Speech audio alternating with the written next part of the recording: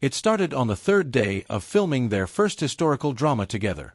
Bai Lu, already a household name with her silver voice and warrior goddess screen presence, was known for being lightning fast with her lines and distant between takes. Dylan Wang, ever the charming rebel, had a reputation for showing up with messy hair, a coffee in one hand, and a wink for the crew that could melt glaciers. But that day, fate decided to have a bit of fun. The director called for a reshoot. The scene: a slow-burning stare between their characters in a peach blossom grove. Simple. Sweet. Only, Bai Lu's wig slipped. Not completely, just enough for her to suddenly burst into laughter, breaking character entirely. Dylan, instead of pulling back, gently reached forward, adjusted the pin holding her wig, and said in a voice barely above a whisper, "Even bald, you'd still ruin me." The camera caught it all. The look on her face. The slight stammer in her breath. The blush that bloomed like dawn. It wasn't acting. What started with a wig turned into something quiet. Slow. It was late-night hot pot after long days on set. It was him learning she liked her Rice Krispie and her tea bitter. It was her noticing that his hands shook slightly when he was nervous. They weren't in love. Not yet. But the first time he fell asleep on her shoulder, Bai Lu didn't wake him. Not even when her arm went numb. After filming wrapped, they vanished. No posts. No sightings. No interviews. No scandals. For 3 months, the world wondered, were they over? But the truth was wilder than anyone imagined. They had gone to Iceland. Together. No publicist knew. No paparazzi followed. They traveled with fake names and fuzzy hats. Laughed over instant noodles. Slept in a single tent beneath the northern lights. It was there, on the 4th night, while watching green fire paint the sky, Dylan whispered, "This is what love looks like to me." Bai Lu didn't respond. Instead, she reached up and touched his cheek. And kissed him like the sky would never be this beautiful again. Back in China, things almost fell apart. An anonymous post appeared on Weibo, Dylan Wang and Bai Lu caught in hotel elevator together. Dating. It included a grainy photo of 2 people holding hands, backs turned. Speculation exploded. But instead of panicking, Dylan texted her 5 words. "Let's not run this time." 2 hours later, he posted a photo. Clear. Crisp. Intentional.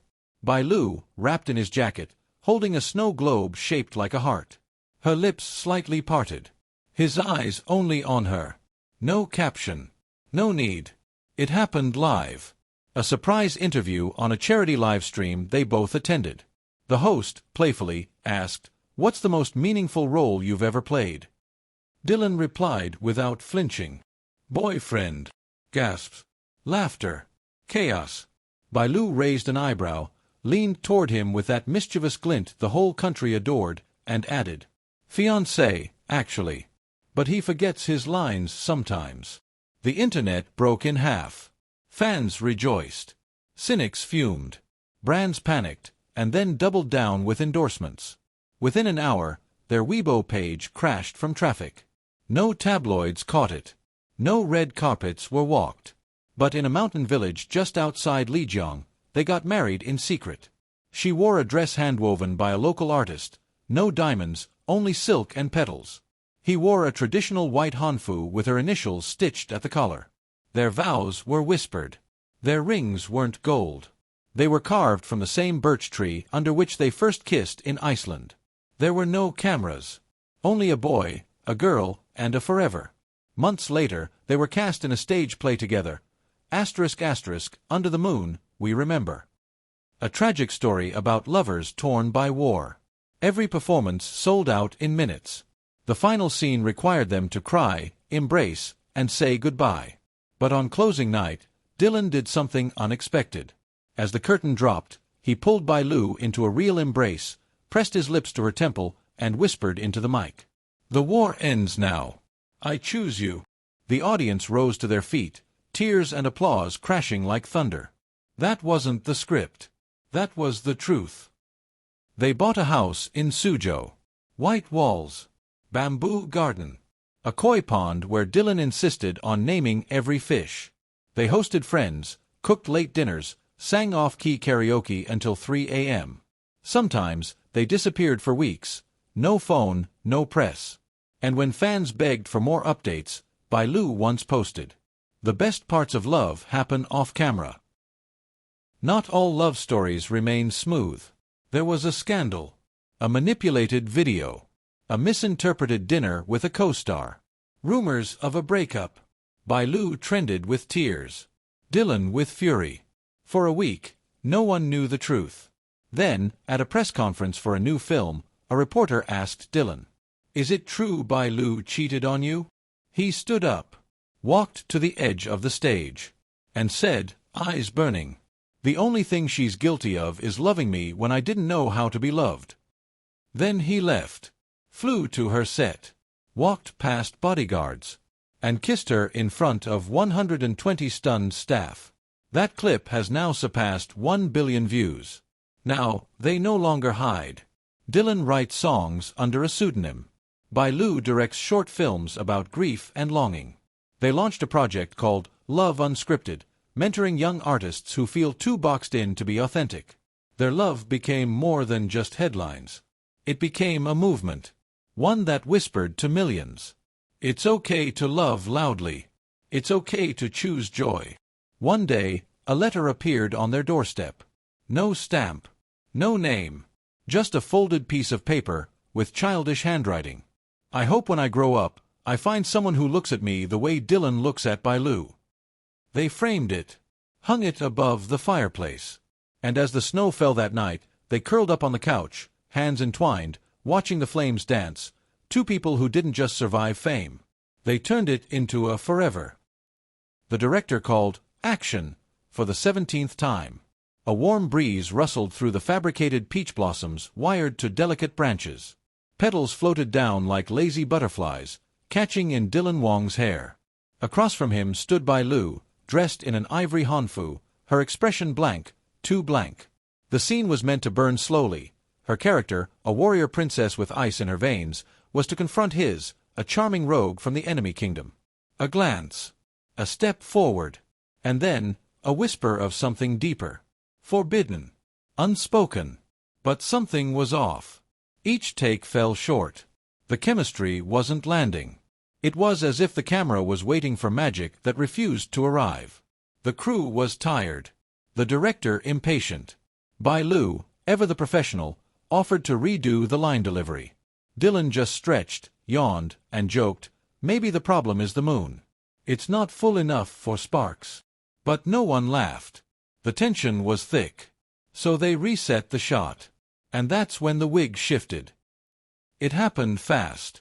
Bai Lu tilted her head slightly to deliver a line, just enough to loosen a pin holding her intricate headpiece in place. The wig slipped forward. Bai Lu's eyes widened. A gasp escaped before she could contain it. And then, she burst into laughter. Not polite laughter. Not actress-on-set laughter. But full, helpless, shoulder-shaking laughter that cracked through the stale air like thunder during drought. For a beat, everyone froze. Then Dylan stepped forward. Instead of laughing with her, he reached up with calm, sure hands, and gently adjusted the wig back into place. His fingers brushed her temple. He didn't smile. He just looked at her, really looked, and said, "Even bald, you'd still ruin me." The set went completely silent. The microphone caught the line. The camera kept rolling. And Bai Lu's laughter died on her lips. She blinked up at him. Her mouth parted slightly. For a second, her chest stopped rising and falling. He wasn't joking. And she knew it. The director didn't call, "Cut." No one moved. Dylan's eyes didn't leave hers. There was something unguarded in his gaze. Something rare. For once, he wasn't being witty. He wasn't performing. He was just there. Bai Lu felt her pulse in her fingertips. They weren't filming anymore. And yet the moment felt like a movie, one she had unknowingly stepped into without a script. She took a small step back, just enough to breathe. "I think," she said softly, "this scene's gone off script." Dylan tilted his head. "Has it?" She looked around. The crew was staring, but not intervening. Phones were down. No one dared break the tension. "I think we need a reset," Bai Lu muttered. But the heat in her cheeks betrayed her. And Dylan smiled.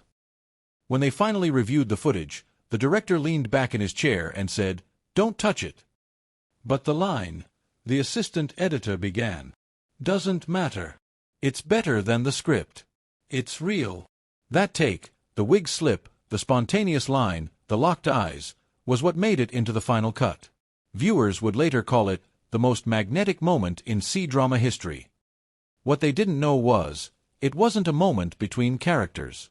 It was the first thread between two people who didn't yet realize they were already tangled. That night, filming wrapped late.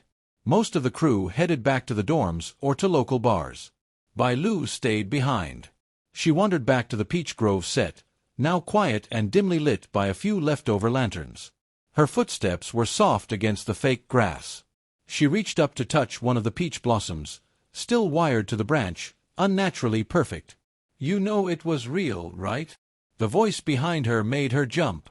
She turned. Dylan was leaning against a tree, hands in his pockets, no makeup, no pretense. "I didn't plan it," he said. "I know. I wasn't in character." "I know that too." They stood in silence. "I think," Bai Lu said finally, "you scared me." Dylan nodded slowly. "I scare myself when I'm not pretending." A long pause. Then she asked, "Do you always say things like that when a girl's wig slips?" He gave her a crooked smile. "Only when I want her to remember me for the rest of her life." She rolled her eyes, but her lips curled upward.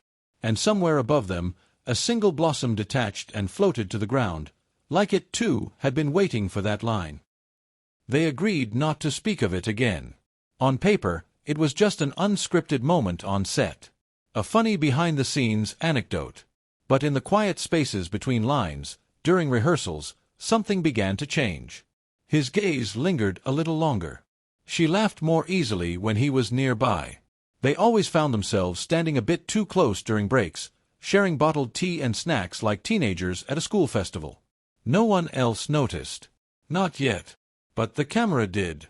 In every frame that followed, there was a new energy, an invisible pull that no director could have faked. Weeks later, on a day off, Bai Lu found a note tucked into her costume locker. It read, "Peach blossoms are fake.